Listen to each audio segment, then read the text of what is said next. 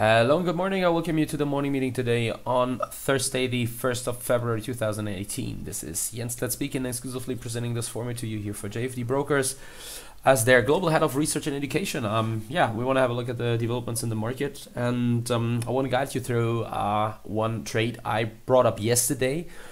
In fact, I boarded it quite fast and was a quick in and out, let's say. So I had to see whether the feedback is positive or not from the DAX. It wasn't. In fact, in the first moments it was, but then it turned out that the market is not gaining momentum on the downside. Some of you looking at the price action of DAX yesterday will probably know what I'm talking about. There was a first attempt to break the region around 130, 150 on the downside, 13,130, 150. Which failed, and in fact the DAX today bounced back from this level, back above 13,200 points. Currently, presenting itself in a very choppy environment. Price action looked, that's something I have to add here, looked similar to the price action we have seen on the 16th of January.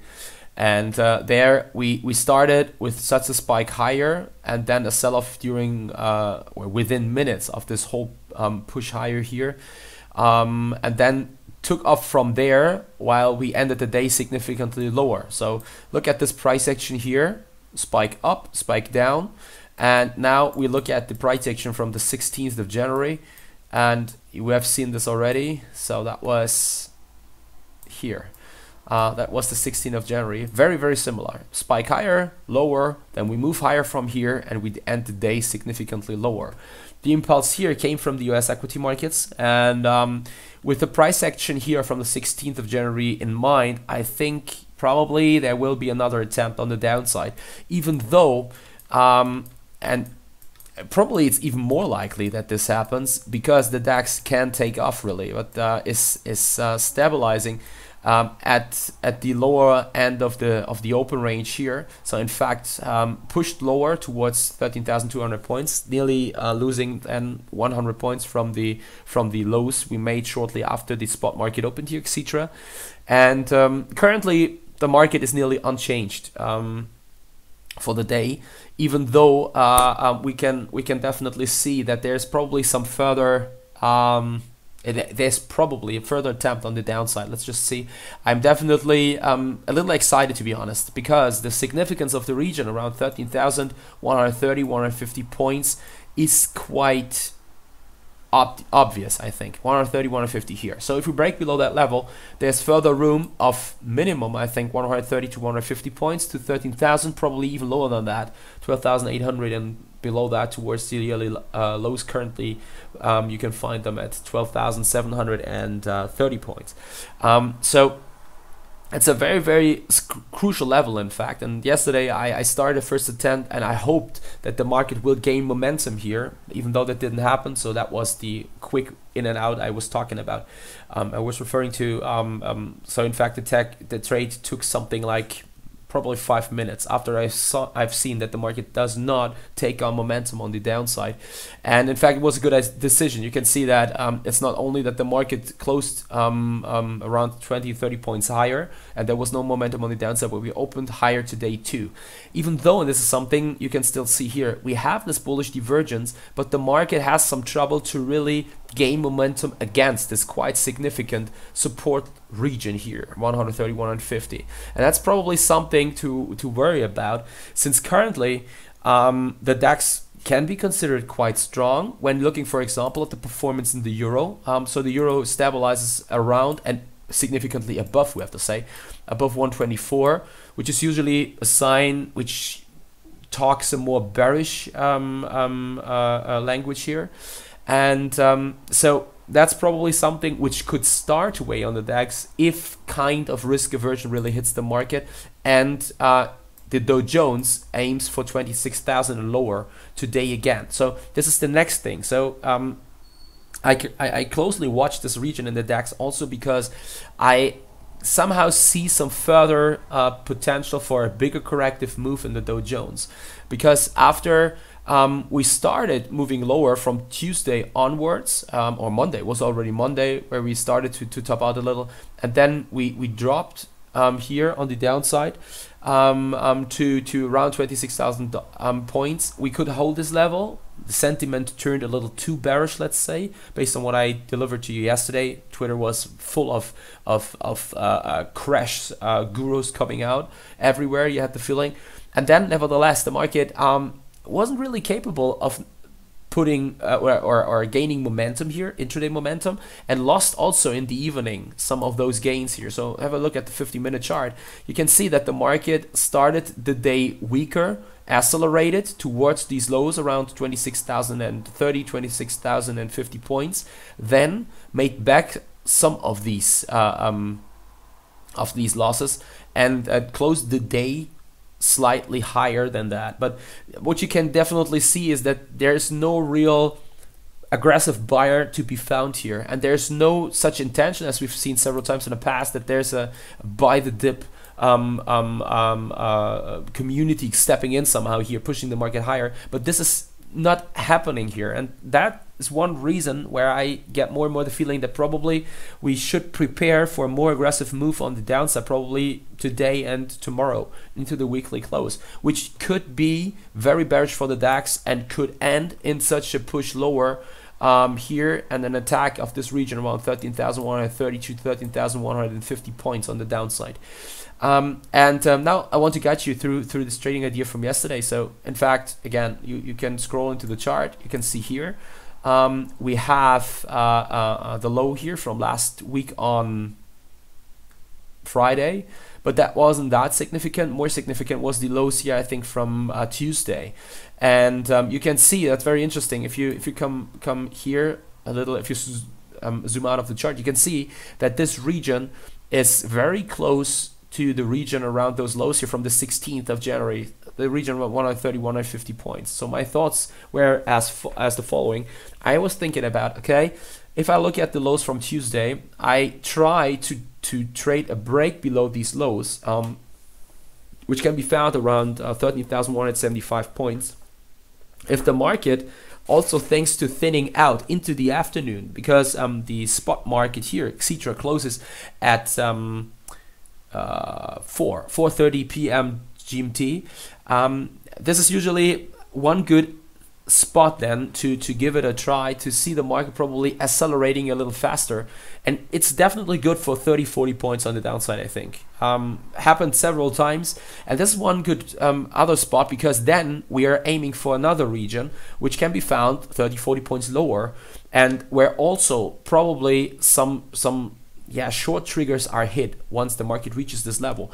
And so I thought about it the following way. I tried to trade the breakout below the lows from Tuesday, aiming for kind of a domino effect here on the downside, breaking the lows, accelerating to the next potential level, breaking this level to accelerating even more, and rather sooner or later such a move can easily bring you 100 to 150 points. At first it seems very optimistic, but in fact the whole conditions really fit really well, and I think that the risk reward was definitely worth it. Give it a try here, and that's exactly what I did when the market here pushed lower then. So I placed my entry order at 13,177. It was triggered here in this candle. That was, as you can see, it's 3:40 p.m. GMT. Again, that's nearly 45 minutes before etc. closes. And that's where I got stopped in. And then you can see the market pushed lower, yes, and in fact traded 10-20 points in my direction with no big problems, but not gaining further momentum. And that was one thing when I said, okay, you know what, I pushed my stop now to break even. And since the feedback I get here is not the feedback I want to see, and as you can see then in the afternoon, respectively evening here in Germany, the market drifted higher and closed above this breakout level and opened sharply higher today too. So that's a sign here. That was a sign where this was this quick in and out of this trade here. Nevertheless, I'm still looking for this level, and again, could imagine such an attack to happen here on the downside. Something really interesting to watch. And again, even though we have postponed this push here, does not mean we're not making it again. It depends on the U.S. markets. If we find sellers today, if the Dow Jones drops below 26,000, such an attack could happen, and then the DAX could also decouple easily here from the Dow Jones, at least very short term. If the Dow Jones does not accelerate on the downside anymore, the fact that this is from a technical perspective a quite crucial level alone gives the market some potential here to move aggressively lower. But definitely something to wait for and to be patient about. I think it's not a good idea currently to position yourself, since the market environment all in all is very, very choppy, sideways, and not really attractive to trade currently. But again, this could change dramatically in the upcoming hours then, especially with the US markets opening at 2:30 p.m. GMT. So one sec, please. I have to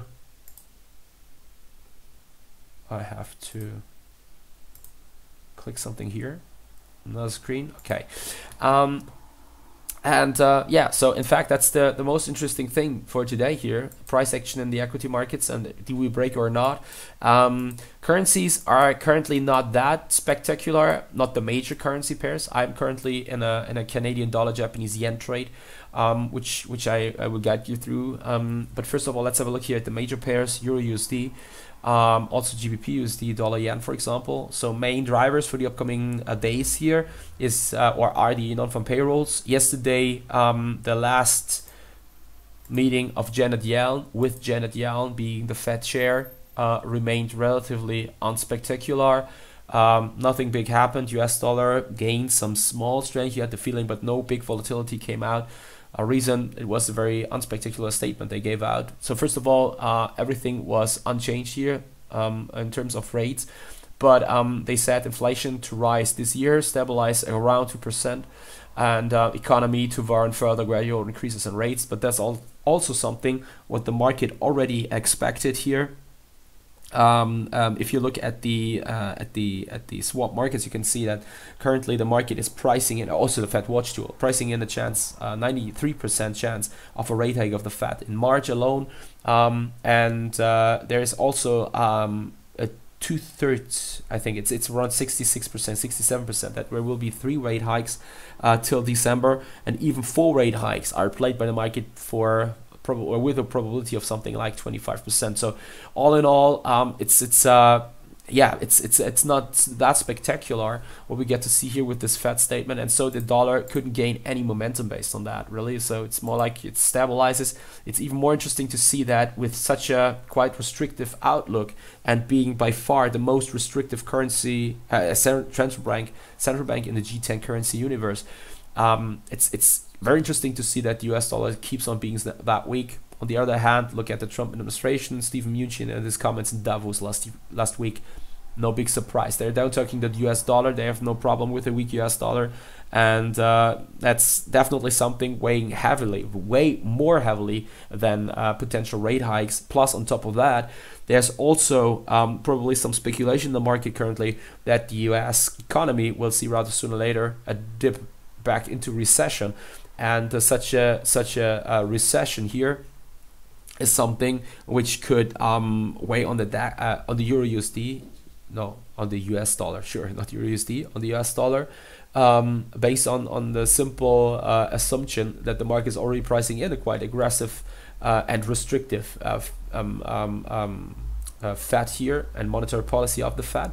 If this does not happen, this is putting further pressure on the US dollar. If it can't react positively to the outlook of rising rates here, well, just see what the market will look like, or what to expect. Just imagine what to expect the moment they are not coming out with rate hikes. That's probably another potential and huge driver then on the downside for the US dollar. One of the reasons also why I'm still quite positive for gold here, even though, again, currently and short term, probably price action will remain relatively unspectacular, because we have the NFPs around the corner.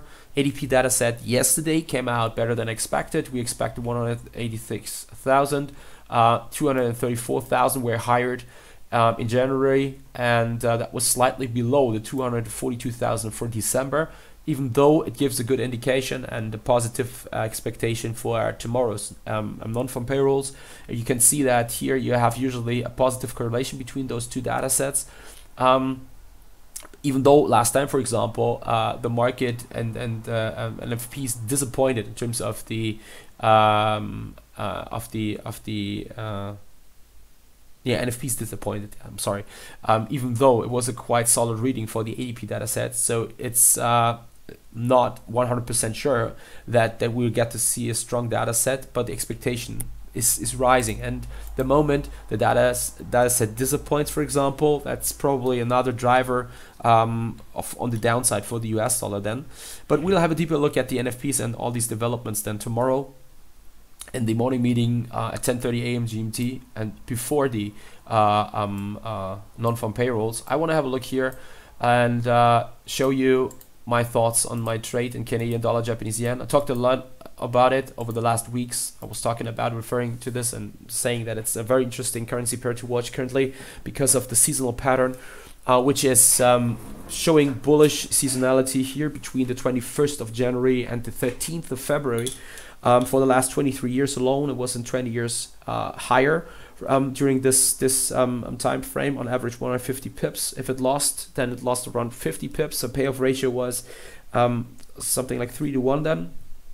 And with this in mind, I was willing to take a long shot here, even though I was a little skeptical whether the developments here are that positive, and I probably should wait some days here before entering the trade. And in fact, I entered the trade yesterday with a break above 88.50. So that was here when we broke the structure, falling highs and falling lows. What you can see is, and what I just taken out is this falling wedge here, which is kind of showing diminishing momentum on the downside, I think. And with this break above this level, I was willing to trade the long side then. And right now, I hope that Canadian dollar, Japanese yen will finally attack and make it above 89.60. Reason for that is because I consider this to be a definite bullish trigger, which could then make give us room up to 91.50. So further upside potential here of another 200 pips. And potential driver for this could be found today. There is a manufacturing data set coming out from around the Canadian economy. Yesterday's GDP data pointed or surprised, well, didn't surprise. I think they came out as expected, but it showed the strong momentum the Canadian economy still has right now, justifying probably further rate hikes through the Bank of Canada. Yeah, and with this in mind, I just hope that this will drive, plus the seasonality, plus in this case here technical break of significant technical region, that this will trigger further bullishness then in the upcoming days here, next 2 weeks in Canadian Japanese yen, Canadian dollar, Japanese yen, and yeah, bringing me some profits, let's say. I'll definitely keep you posted on the development of this trade, and that's it from my end so far. So everything else, please shoot me an email, contact me via Twitter, or join me here in the morning meeting, ask some questions here. I definitely look forward to it. That's it from my end. Happy trading. Watch your stops. Talk to you again tomorrow, 10:30 a.m. GMT with the morning meeting. Take care. See you, and bye-bye.